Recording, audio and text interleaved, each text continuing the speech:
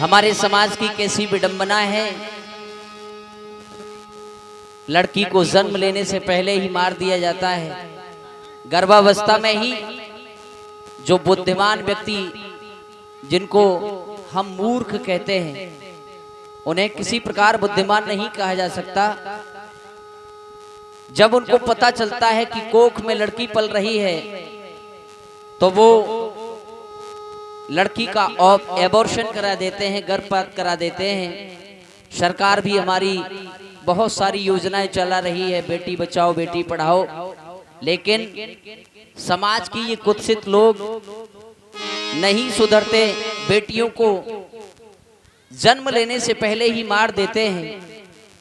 तो कवि ने इस भजन के माध्यम से एक छोटी सी बालिका जो अभी गर्भ में है और उसका गर्भपात कराने का विचार जब उसके माता पिता करते हैं, तो वह गर्भ से ही अपनी भावनाओं से अपने माँ बाप से क्या कहती है।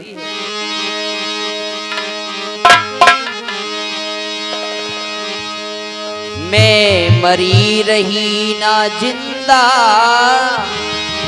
ये कैसा प्यार पिताजी, मेरा मत छीनो जीने का मौलिक अधिकार पिताजी। मैं मरी रही ना जिंदा, ये कैसा प्यार पिताजी, मेरा मत छीनो जीने का मौलिक अधिकार पिताजी।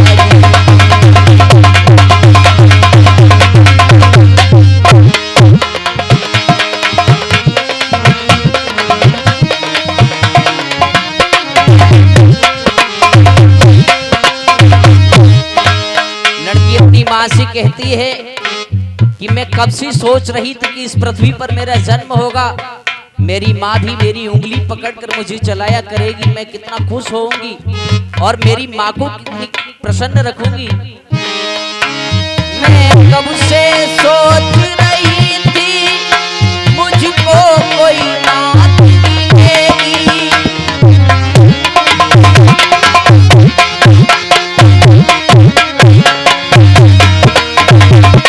मैं कब से सोच रही थी मुझको कोई बात मिलेगी।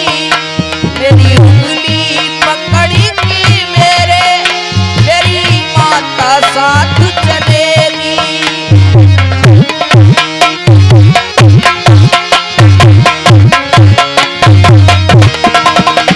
आंगन में कली खिलेगी, आंगन में कली खिलेगी, बनकर परिवार पिताजी। मेरा मत छीनो जीने का मौलिक अधिकार पिताजी।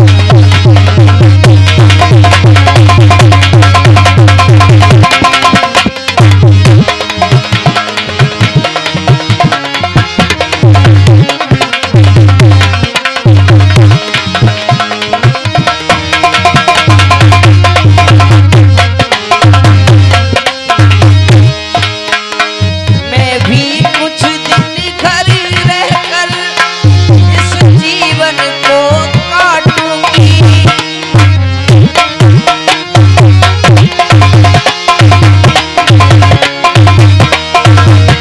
मैं भी कुछ दिन घर रहकर इस जीवन को काटूंगी।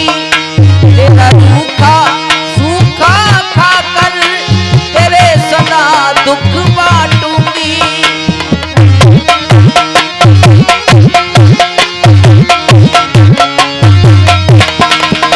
इस गाँव को मैं तारूंगी,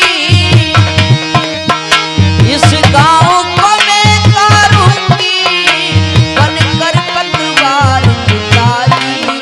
मेरा मत छीनो जीने का मौलिक अधिकार पिताजी।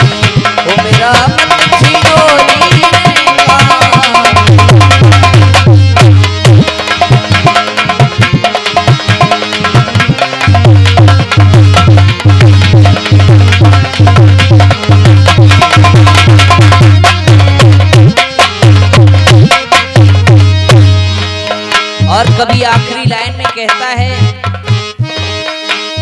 मातृ शक्ति होती है, पत्नी के रूप में, बहन के रूप में, बेटी के रूप में, इनको कभी मारना नहीं चाहिए, क्योंकि अगर हमने इन्हें मारा तो सृष्टि संपूर्ण एक दिन नष्ट हो जाएगी।